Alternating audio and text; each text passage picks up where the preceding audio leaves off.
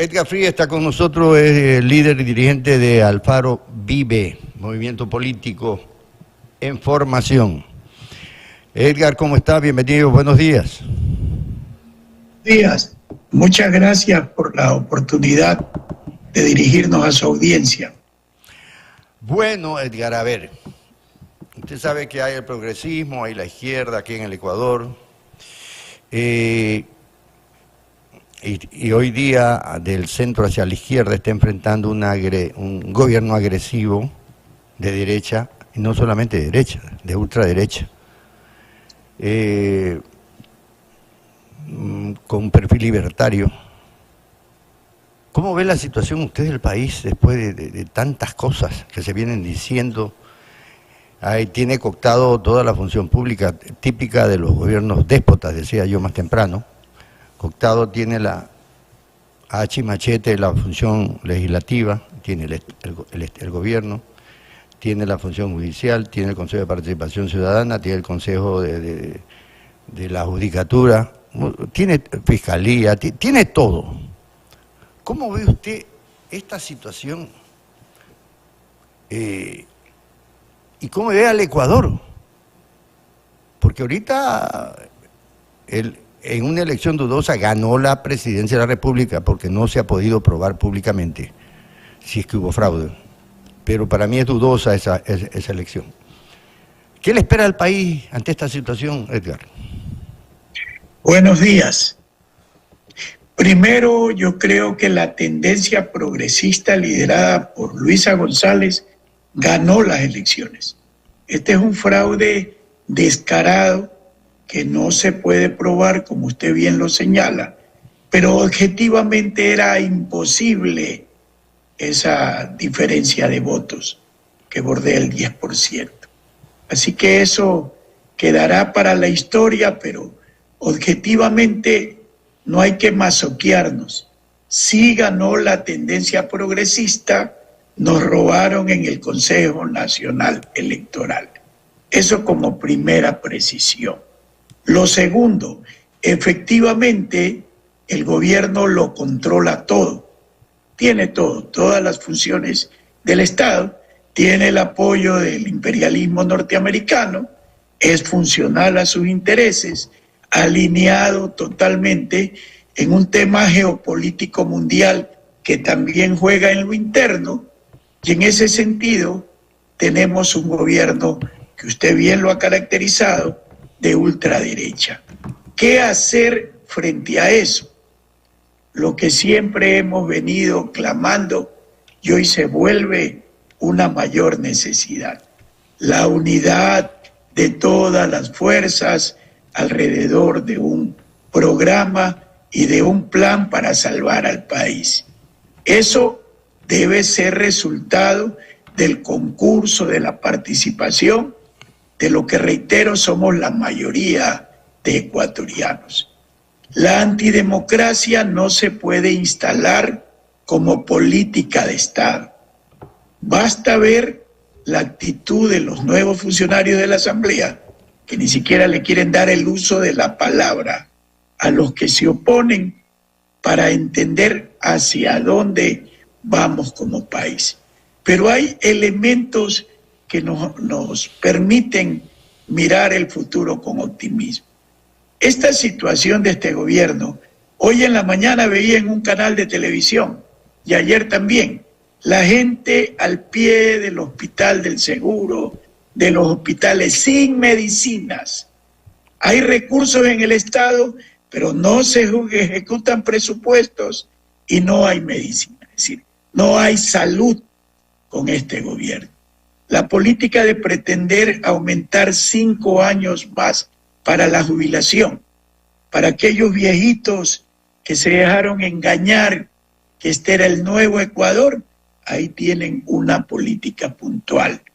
El alza de los combustibles que se va a dar paulatinamente y que golpea la economía. Los índices de criminalidad en estos meses hasta hoy han muerto una cantidad igual que el año anterior, producto de los asesinatos y la violencia. ¿Y dónde quedó el alza del IVA? ¿dónde quedó la consulta popular? Hoy pretenden meternos una ley que supuestamente va a acabar con las economías criminales. Yo ahí solo quería precisar dos cosas. El mayor productor de cocaína del mundo es Colombia, que por ese fatalismo geográfico queda vecino nuestro. Y el mayor exportador de cocaína es el Ecuador. Pregunto, ¿tiene o no el gobierno? ¿Ha tenido o no el gobierno el control a través de las Fuerzas Armadas y de la policía, de las fronteras y de los puertos, para impedir que nuestro país se convierta en el más violento de América, por una parte, y el mayor exportador de cocaína, por otro? ¿Hace falta leyes para hacer eso? Esa es una ficción, una mentira. El objetivo político que tiene Noboa es de controlar mucho más el poder. Estamos a las puertas de un modelo neofascista de nuevo tipo, donde se pueden meter a tu casa con cualquier pretexto. No existe el Código Penal ni las garantías constitucionales. Y te meten preso y te acusan de narco. Basta ver los pronunciamientos de ciertos voceros del gobierno en el que critica a constitucionalistas, a la academia, a gente de pensamiento, que dice que no se puede hacer tabla rasa de los derechos humanos y constitucionales. Es decir, en el Ecuador que ellos nos quieren imponer, no van a existir derechos. Esa es mi percepción, estimado Lucho. Es terrible este proyecto de ley que ya está en la Asamblea Nacional y que le va a permitir no solamente al bloque de seguridad, que nadie sabe quién es, incluso este bloque de seguridad puede ordenar la detención de una persona por 24 horas, obviamente por 24 horas para torturarlo. Porque a nadie le puede saber, una persona que terca y necia y que no quiere aflojar, en 24 horas no le vas a sacar la información. O sea, en buenos términos, tienes que torturarlos. Entonces quiere decir que van a permitir la tortura, ¿no es cierto? Eso por un lado. El problema es que te pueden sembrar, y les voy a contar algo. Yo lo viví en carne propia siendo prefecto. Tuve un problema con el ministro de Gobierno, le dije, usted, o es que no sabe usted que altos mandos de la policía están implicados en los asaltos aquí en Puerto Viejo, al Banco Central, al Banco Comercial, a la Joyería de Turismo, a Bicambio, qué sé yo, casi asesinan al dueño de Bicambio. Y son los altos mandos de la policía aquí en Manabí que estaban involucrados. Tuve que terminar yo mi periodo con agentes de inteligencia de las Fuerzas Armadas, cubierto, ¿ya? Porque querían sembrarme droga, ¿no es cierto? Cuando yo tenía que viajar a Quito, Guayaquil, moverme, yo me movía mucho por la provincia de Manabí. En cualquier bloqueo me sembraban droga y me llevaban preso. Prefecto de Manabí encontraron con un ladrillo de droga, qué sé yo. Y eso te lo pueden hacer. Entonces, acá no van a necesitar autorización de juez para allanar. Entonces a los opositores políticos o a los críticos, a los medios de comunicación críticos, nos van a intentar cerrar. Esa es la realidad. Y no sería nada raro que mañana pasado vengan, entren a mi casa, vengan, le encontramos un paquete de droga a Lucho Andrade. Claro. ¿No es cierto? Te meten preso. Además van a crear tribunales especiales, muy propios de las dictaduras como fascistas. en la época de la dictadura. Así es, violando principios del derecho internacional que están por encima de la Constitución y de la que el Ecuador es signatario. Es decir, esto es una dictadura, ya no una cuasi dictadura, una dictadura. Es lo que yo decía más temprano, y váyanse a la Real Academia Española y pongan gobiernos déspotas. ¿Qué son los gobiernos déspotas? Y ahí van a encontrar ustedes que dice, El despotismo es una forma de gobierno controlada por una persona o un pequeño grupo de personas. Quien controla el Estado se llama déspota. No hay elecciones o están amañadas. El déspota tiene el control total del Estado como un dictador o un tirano. No lo digo yo, vayan a la Real Academia de las Lenguas. Y además que no se está respetando la democracia representativa, de la cual yo no comparto. Yo creo que debe haber democracia directa. Pero es la democracia que tenemos y hay que respetarla. Este es el marco jurídico que tenemos hasta cambiarlo. Y aquí no se respeta nada. Porque cuando tú no le das la palabra a los delegados del pueblo, porque la soberanía del pueblo radica, la soberanía radica precisamente en el pueblo, a través de sus delegados, estás violentando la democracia. Así es. ¿A dónde vamos a llegar, Edgar? Y la mayoría de medios de comunicación pautados, porque esa es la realidad descarada y lacerante que vivimos, ¿sí? Nos dirigen nuestras miradas a otros temas y crean otros relatos. Hoy el relato que están vendiendo es que con la nueva ley que van a aprobarla probablemente por el Ministerio de la Ley, valga la redundancia, ¿sí? Con eso ya se va a acabar la delincuencia. Cuando las estadísticas, la sangre que se derrama, el número de muertos crece día a día. Es decir, nuevamente, y no era que con el aumento del IVA iba a haber presupuesto y lo iban a resolver. Y no era que con el plan Fénix, que ellos sabían qué hacer, lo iban a lograr. Pero hay un tema más preocupante, estimado Lucho, es que gran parte de la población, yo diría que por lo menos el 40-45% de la población, le cree a este relato. Eso es lo más, ¿sí? Como alguna vez decía Mandela, me duele más la indiferencia de los buenos que la perversidad de los malos. O sea, hay una sociedad castrada en su rebeldía, ¿no? Hay mucha gente que no se mete en política o no opina porque podría pasarle algo. Y ese hedonismo, eso de pensar en sí mismo y no pensar en la sociedad, como lo hizo Alfaro y los grandes de la historia, nos ha llevado a una sociedad que termina aceptando todo. Es decir, hemos perdido esa conciencia crítica y una juventud pensando en otros temas.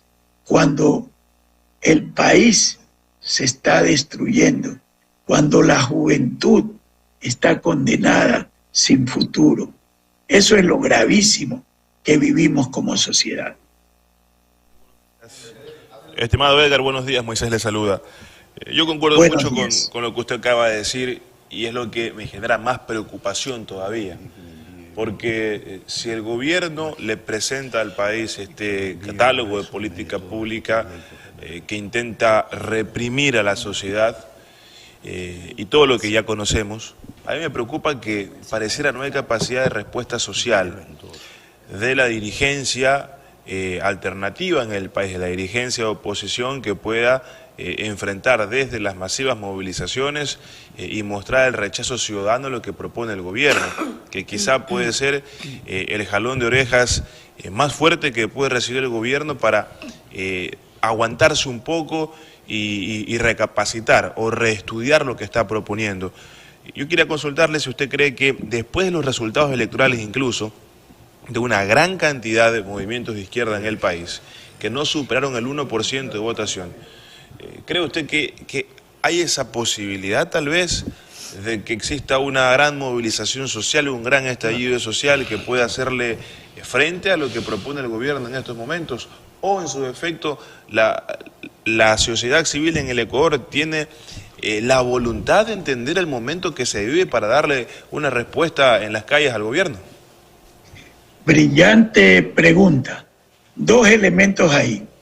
¿Qué necesidad tenía Pavel Muñoz, Paola Pavón, Aquiles Álvarez y Marcela Aguinaga de apresurarse a reconocer el triunfo de Daniel Noboa. Triunfo entre comillas. Nosotros creemos que hubo fraude. ¿Qué necesidad tenían? Ellos no son autoridades electorales. Lo menos que podían hacer era guardar prudente silencio. Y en eso Rafael Correa está lleno de razones al indignarse con sus compañeros.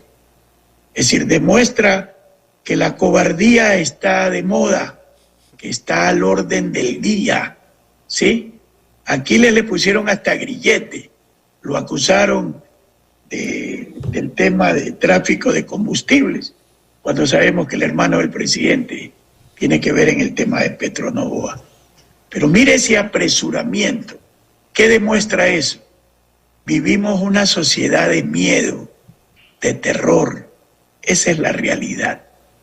En cuanto a Pachacuti, le quiero comentar que Guillermo Churuchumbi, que es el director, no pudieron cambiar directivas provinciales y elegir realmente en algunas provincias a líderes auténticos. Por eso no es casual que esos asambleístas de Pachacuti terminen alineados con el gobierno. No todos. En cuanto a la capacidad social, yo le decía a algunos compañeros, ¿cómo hacer trabajo social y político como se hacía antes en los barrios populares de Guayaquil controlados por los grupos delincuenciales? ¿Cómo haces trabajo social? Objetivamente no es posible. Hay una reserva aquí que es la CONAIE, una gran fuerza. Hay plataformas populares, la plataforma del Poder Popular, por ejemplo, en Quito, que aglutina a sindicatos petroleros, organizaciones de la sociedad civil, que pararon, por ejemplo, el tema del campo Sacha. Pero, como nos ha enseñado la historia, existe la dialéctica. Todo cambia, todo se transforma. Nada es eterno e inmutable. Las condiciones objetivas que vive el Ecuador, la crisis económica, política, social, el agravamiento de esas condiciones, porque usted siente que no hay ninguna mejora y ya se vienen los apagones, porque tampoco hay una política en el tema eléctrico, usted va a tener como resultado, estoy seguro, una reacción social y también el otro elemento que es el desgaste natural del gobierno. Una cosa es Noboa hoy, el día de hoy, y otra será después de algunos meses, cuando ya se les acabó el cuento, pues. Yo creo que ya no tienen cómo decir la culpa es de Correa. ¿Por dónde le van a decir la culpa es de Correa? Si, como ya lo afirmaba Lucho, controlan todas las funciones del Estado, cuentan con todas las leyes en sus manos para mejorar las condiciones del país. Pero esas condiciones no mejoran. Cada día es más difícil y más crítica la realidad. Basado en esos hechos objetivos y reales, debemos guardar el optimismo y cultivar precisamente eso que usted decía, la gran unidad de todas esas fuerzas alrededor de un programa pensando en el país, no en personas, en nuestro querido Ecuador. Edgar, para finalizar, me dicen que ustedes van a lanzar un libro, espero que nos lo envíen por acá, ese libro, ¿cuándo lo van a lanzar? El libro va a salir el 5 de junio, se llama La democracia en armas, es la historia de los grupos insurgentes en el Ecuador después de la Revolución Cubana, de Urge, de la experiencia del Toachi, de Vencer o Morir, ¿sí?, de los grupos insurgentes del MIR, que iba a impulsar un campamento guerrillero precisamente en Manabí. Hay mucha historia que contar. Luego del grupo de Chiriboga, ¿sí?, el surgimiento de la O, que tuvo que ver en la universidad y en el FAREP, y luego ya la revolución sandinista, 19 de julio de 1979, los Chapulos, el grupo inicial, el surgimiento de Alfaro Vive y los 42 años de lo que ha significado Alfaro Vive. Se llama democracia en armas porque el objetivo es la democracia y uno de los métodos para lograrlo era construir un ejército, como lo hizo Alfaro, para tomar el poder. Ese libro será lanzado el 5 de julio. Haremos llegar a la radio unos 10 ejemplares porque queremos llegar a la gente que lee y que piensa. Y también quería, por favor, pedirte un minuto. Un amigo nuestro, Manavita Naún Campuzano, ha logrado la clave del Partido Liberal Radical Ecuatoriano. Están en esa campaña y habemos muchos ecuatorianos que vemos con simpatía la posibilidad de que frente a la crisis de mayoría de partidos políticos, que no son otra cosa que federación de caciques, renazca el partido de Alfaro con el pensamiento, con los ideales de Alfaro adaptados a la coyuntura actual. Perfecto, Edgar. Agradeciéndole que haya conversado con nosotros en esta mañana. Volveremos a conversar una vez que lancen el libro y vamos a esperar ese libro por acá. Gracias, Edgar. Muchas gracias y felicitaciones, estimados periodistas, por mantener eso, el decoro y la dignidad, hoy que la mayoría de periodistas son de alquiler y de comodidad. Un abrazo. Ahí estuvo Edgar Frías, líder de Alfaro Vive.